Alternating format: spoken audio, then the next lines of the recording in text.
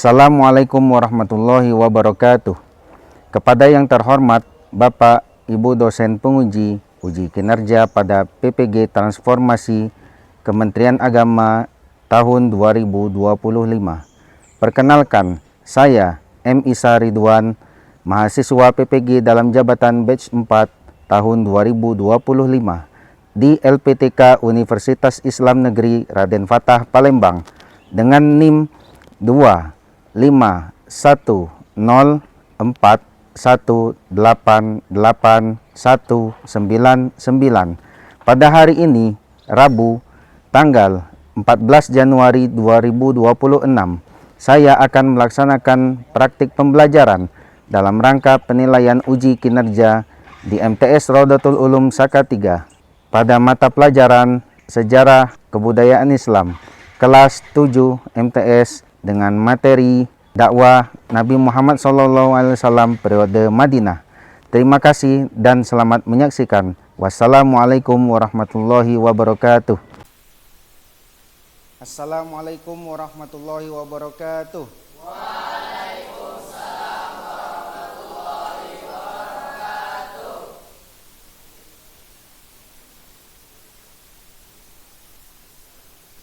Alhamdulillah rabbil alamin. Wabihi nasta'in wa ala umurid dunya waddin. Wassalatu wassalamu ala Muhammadin sayyidil mursalin wa ala alihi wa ashabihi ajma'in wa man tabi'ahum bi ihsanin ila yaumiddin wa ba'du. Siswa kelas 7 MTS Raudatul Ulum Saka 3, apa kabar anak-anak?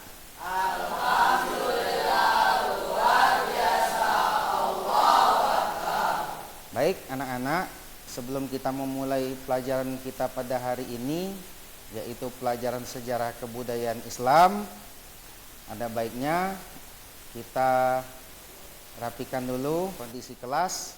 Silakan rapikan buku-bukunya.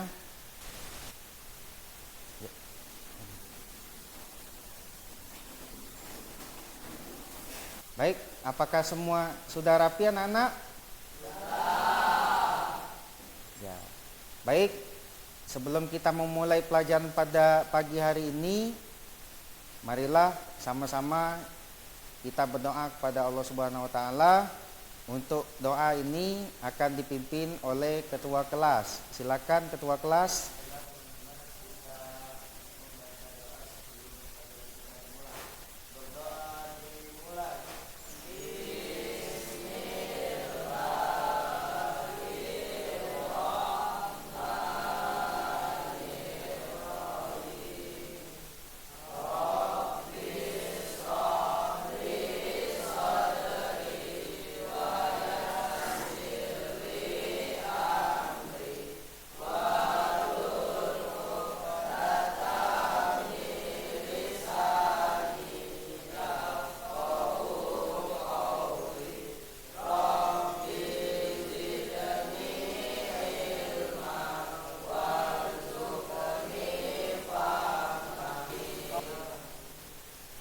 Terima kasih pada Ananda Hafiz, silakan duduk. Baik, anak-anak, sebelum kita memulai pelajaran, kita absen dulu ya. Afdi Gani, Albi Saleh, Gustaf Alfawaz, Zaidan Mahardika. Baiklah anak-anak, setelah pembacaan absen, marilah sama-sama kita menyanyikan lagu wajib nasional, yang mana lagu ini akan dibawakan oleh Ananda Zaidan. Silakan. Nah, peserta didik dimohon berdiri. Maju tak gentar membela yang benar, maju tak gentar hak kita diserang, bergerak, bergerak, serentak, serentak, majulah, majulah, menyerah, tak gentar, menyerah, menyerah, majulah, majulah, menang. Peserta didik, silakan duduk kembali. Baiklah anak-anak, pada pertemuan sebelumnya kita telah membahas tentang dakwah Nabi Muhammad SAW periode Mekah. Masih ingatkah anak-anak? Coba silakan Hafiz. Ketika Rasulullah SAW memulai dakwah secara terang-terangan, tapi sebelum berdakwah terang-terangan, bagaimana Rasulullah SAW memulai dakwahnya? Silakan jawab. Ya, betul. Ya, jadi anak-anak, Rasulullah SAW memulai misi dakwahnya sebelum berdakwah secara terang-terangan. Maka Rasulullah SAW berdakwah dengan cara sembunyi. Ya. Baik, ya. Selanjutnya, siapakah orang yang pertama kali memeluk agama Islam? Silakan Albi jawab. Ya, betul. Dari itu Rasul memulai dakwahnya itu melalui keluarga terdekatnya. Keluarga terdekatnya ialah istrinya, yaitu istrinya adalah Siti Khadijah radhiyallahu anha. Nah, jadi Siti Khadijah radhiyallahu anha orang yang pertama kali memeluk Islam, ya. Anak-anak, oke, supaya kita segera kembali, mari kita ice breaking bersama. Ya. Ayo semuanya, tepuk semangat. Semangat.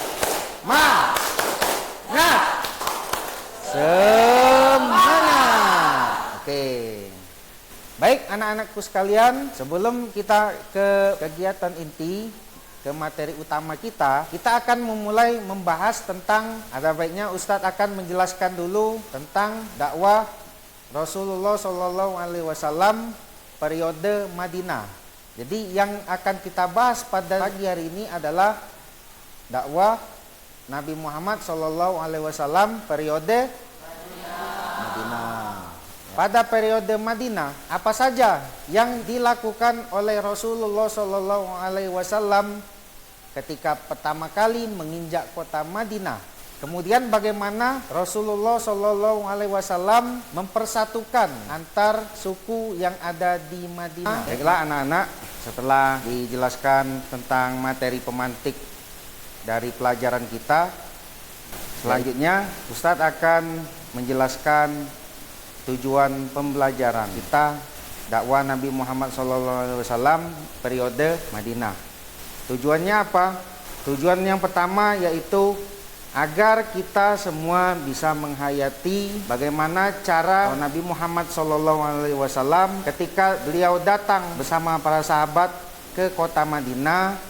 Beliau memulai strategi dakwahnya, yaitu pertama mendirikan masjid, kemudian mempersatukan antara kaum yang ada di kota Madinah.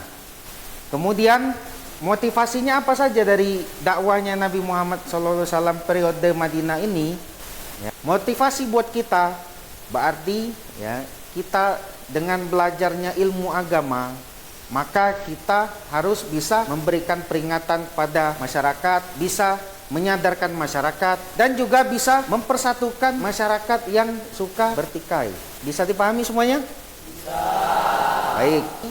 Sebelum kita memulai materi ini, kita akan menyaksikan sama-sama film dakwah Nabi Muhammad SAW periode Madinah. Ya, selamat menyaksikan.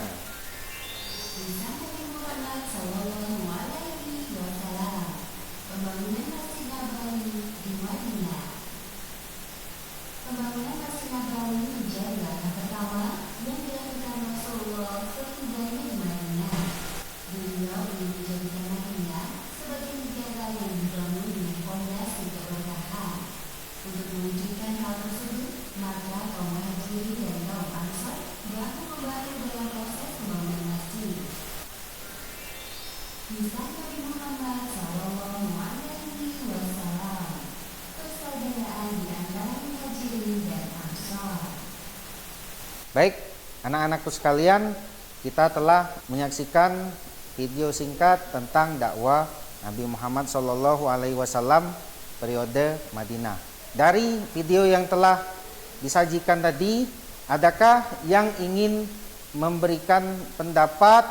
Silakan, Abdi Gani. Pendapat saya tentang mengenai video tersebut berdasarkan nilai kesejahteraan dari Rasulullah SAW. Ya, terima kasih. Ya, betul. Ya, baiklah anak-anak. Selanjutnya Ustadz akan memaparkan beberapa materi strategi dakwah Nabi Muhammad SAW di kota Madinah. Pertama, hijrah dan titik awal dakwah di Madinah. Pada tahun 622 Masehi, Nabi Muhammad SAW melakukan hijrah yang paling bersejarah, yaitu hijrah ke kota Madinah. Peristiwa ini bukan hanya perpindahan fisik, ya, tetapi juga penanda dimulainya era baru bagi umat Islam. Ya. Kemudian kedatangan Nabi Muhammad disambut hangat oleh penduduk kota Madinah yang melihat beliau sebagai sosok pemersatu yang mampu mengakhiri konflik. Ya. Kemudian Madinah menjadi basis baru untuk dakwah Islam setelah bertahun-tahun di kota Madinah itu selalu terjadi pergolakan. Ya, selalu terjadi perselisihan antar kaum. Ya. Itulah buah keberkahan dari Rasulullah SAW yang mampu mengakhiri konflik di Madinah. Ya. Kemudian meski demikian, dakwah di Madinah juga tidak lepas dari ujian dan tantangan. Ya. Kenapa? Karena masih ada, ya, kelompok munafik dan komunitas Yahudi yang mana mereka itu belum menerima sepenuhnya ajaran Islam. Ya.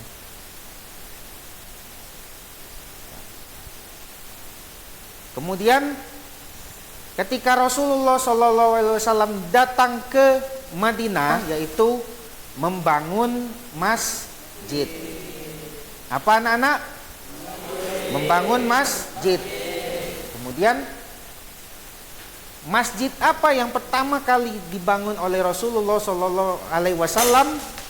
Yaitu Masjid Quba. Ya. Masjid Quba ini dikenal sebagai simbol kedatangan Rasulullah SAW. Kemudian Masjid Nabawi, ya, setelah Masjid Quba, Rasulullah SAW, ya, membangun sebuah masjid yang mungkin masjid itu sangat terkenal sampai sekarang, itulah Masjid Nabawi. Ya. Disitulah jantung komunitas umat Islam. Strategi berikutnya yaitu mempersatukan kaum muhajirin dan ansor. Ya. Kaum muhajirin dan ansor ini sama-sama muslim. Rasul menerapkan strategi yang sangat cemerlang untuk menyatukan dua kelompok muslim yang berbeda latar belakangnya. Apa saja? Yaitu menghapus sentimen kesukuan. Ketika Rasul datang, bahwa Islam tidak memandang suku apapun, tidak memandang warna kulit apapun, tidak memandang kaya atau miskin. Jadi kalau sudah masuk yang namanya Islam, ya, itu semuanya sama. Ketika kita menghadap Allah Subhanahu wa taala, ketika kita sholat, apalagi sholat berjamaah, tidak memandang siapapun. Semuanya sama. Takbir sama. Ruku sama. Sampai salam pun sama. Strategi Rasulullah SAW berikutnya yaitu memperkuat solidaritas umat. Menyatukan lagi lebih kokoh. Bahkan saking bersatunya umat melebihi saudara kandungnya sendiri. Ya. Dengan akhlak Rasulullah yang menjadi teladan bagi umatnya, maka mereka bisa bersatu dan memperkuat solidaritas umat. Maka disimpulkan yaitu pertama, dakwah itu mencakup aspek spiritual, sosial, politik, dan ekonomi, serta membentuk peradaban yang seimbang. Selanjutnya, teladan efektif. Rasul itu di mana dari beliau tidur sampai beliau tidur lagi, itu menjadi teladan yang efektif. Rasul itu mengajarkan adab. Rasul mengajarkan adab, makanlah dengan tangan kanan. Jadi semua aspek kehidupan ini didasari dengan persaudaraan dan keadilan. Baiklah anak-anak, selanjutnya Ustadz akan membagikan kelompok diskusi. Masing-masing kelompok berjumlah 4 orang dan dibagi menjadi 4 kelompok. Kelompok 1 mana angkat tangan? Baik, kelompok 1 silakan kalian berdiskusi tentang strategi dakwah Rasulullah yang pertama. Kemudian kelompok 2 mana? Ya. Silakan mulai berdiskusi. Ustadz beri waktu 3 menit. Ya, Masjid Quba itu terletak di Madinah, tidak jauh dari Masjid Nabawi. Silakan diskusi. Ya. Silakan diskusi tentang persaudaraan kaum di Madinah. Diskusinya sudah selesai. Nah, selanjutnya Ustadz akan memberikan LKPD pada masing-masing kelompok. Nanti LKPD ini silakan kalian kerjakan. Kemudian di situ ada beberapa poin penting. Nanti setelah itu masing-masing akan mempresentasikan hasil lembar kerjanya. Ya.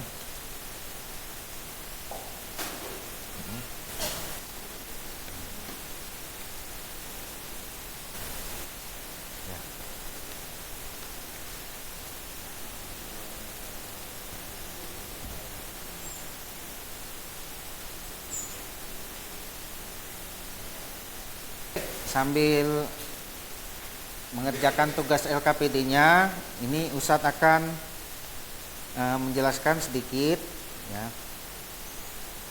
Nah, itu bagian A itu identitas kelompok. Silakan ya, namanya dimasukkan ya. Kemudian materi apa yang kalian teliti, nah itu silakan dimasukkan ya. Nah, bagaimana cara mengerjakannya? Pertama, bacalah ringkasan materi dakwah Nabi Muhammad SAW periode Madinah.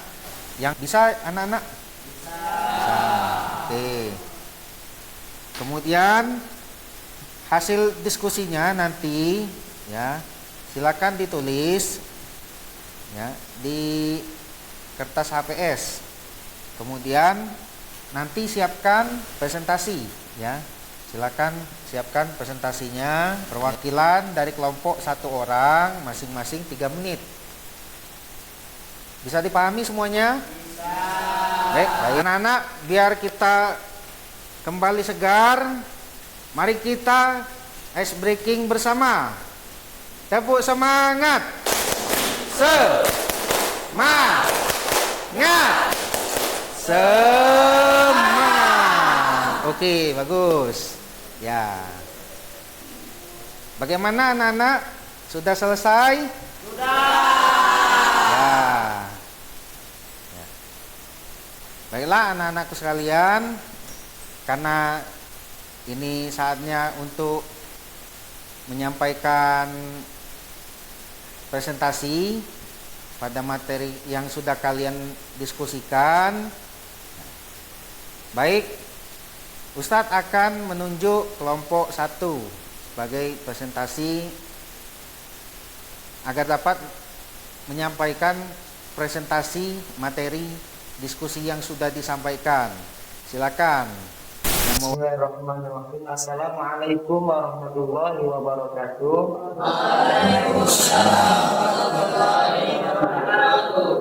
Baiklah teman-temanku, akan menyampaikan hasil diskusi dari kelompok kami, yaitu kelompok 1.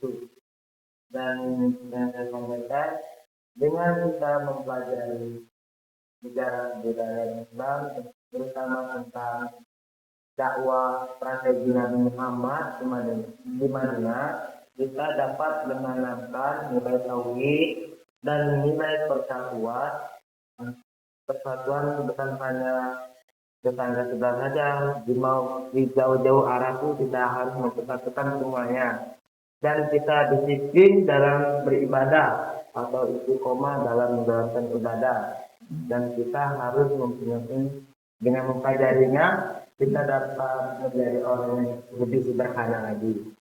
Dan yang pelajaran yang dapat kita ambil, dakwah itu harus memiliki pusat kegiatan yang jelas dan motivasi. Janganlah bermewah-mewahan dan memulailah dengan kesederhanaan. Mungkin cukup sekian Ustadz dari kelompok kami. Assalamualaikum warahmatullahi wabarakatuh. Baik, ini sangat bagus sekali ya presentasi dari Ananda Hafiz ya. Sangat menjelaskan sekali dari poin-poin diskusi yang sudah mereka buat tadi. Baik, anak-anakku sekalian, silakan. Di antara kalian siapa yang mau menanggapi? Ya, silakan Irjan. Saya setuju pendapat Hafiz karena kita emang terlahir dari orang yang sederhana. Kita tidak perlu untuk bergaya bermewah-mewahan. Sangat menarik sekali ya apa yang sudah ditanggapi oleh Ananda Irjan. Kemudian untuk mereka berdua, mari kita beri apresiasi sama-sama ya.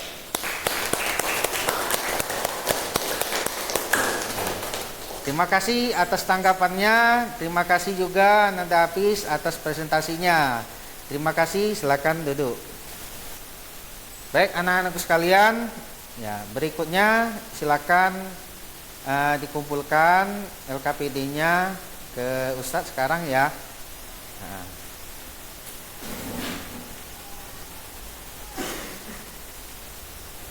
Ya.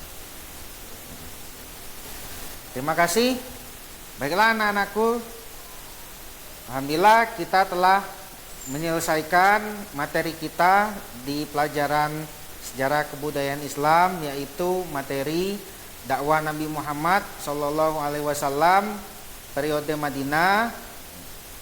Kemudian Ustadz akan mengulang lagi ya, mengulang materi yang sudah disajikan tadi ya, yaitu pertama ketika Rasulullah Sallallahu Alaihi Wasallam tiba di Madinah, apa yang dilakukan oleh Rasulullah Sallallahu Alaihi Wasallam? Baik, ya bagus sekali anak-anakku ya. Jadi ketika Rasul tiba di Madinah, beliau langsung mendirikan masjid. Masjid apa anak-anak? Ya, masjid pertama kali yaitu Masjid Quba. Ya. Kemudian selanjutnya strategi berikutnya yaitu Rasulullah Shallallahu Alaihi Wasallam mempersatukan kaum yang sebelumnya kota Madinah itu lebih dikenal dengan kota yang tidak kondusif, ya, tidak kondusif karena masing-masing suku itu selalu berselisih, ya, entah itu berselisih paham sampai berselisih fisik, ya. Nah, kemudian yang dipersatukan oleh Rasulullah SAW kaum apa saja? Ya, kaum muhajirin dan kaum ansor, ya. Nah, baik, anak-anakku semuanya, dari materi yang sudah kita pelajari ini, dari apakah pelajaran hari ini sangat menarik? Menarik. Ya, terima kasih, ya. Mudah-mudahan ini menjadi suatu keberkahan. Ini menjadi menambah wawasan kita dalam mendalami ilmu sejarah, terutama sejarah kebudayaan Islam, ya, melalui materi kita yaitu dakwah Nabi Muhammad SAW periode Madinah. Baik anak-anakku, mungkin sebelum kita tutup, supaya kita lebih semangat lagi, ayo kita ice breaking terlebih dahulu. Tepuk semangat. Semangat.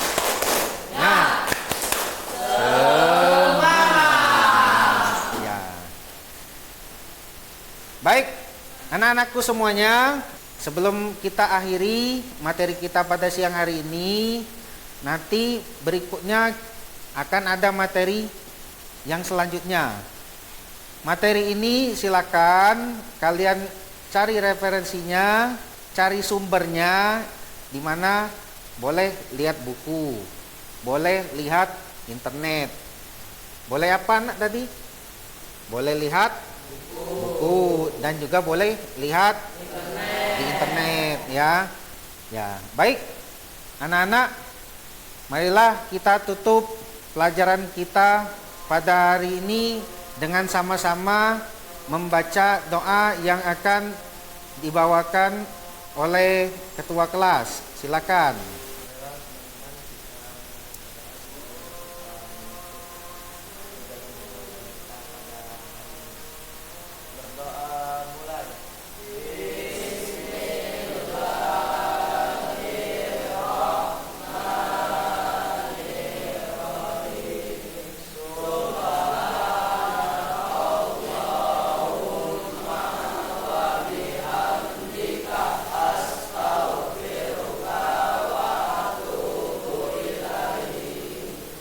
Kasih. Baiklah anak-anakku semua, marilah kita akhiri pelajaran kita pada pagi hari ini dengan bersama-sama membaca lafaz Alhamdulillah.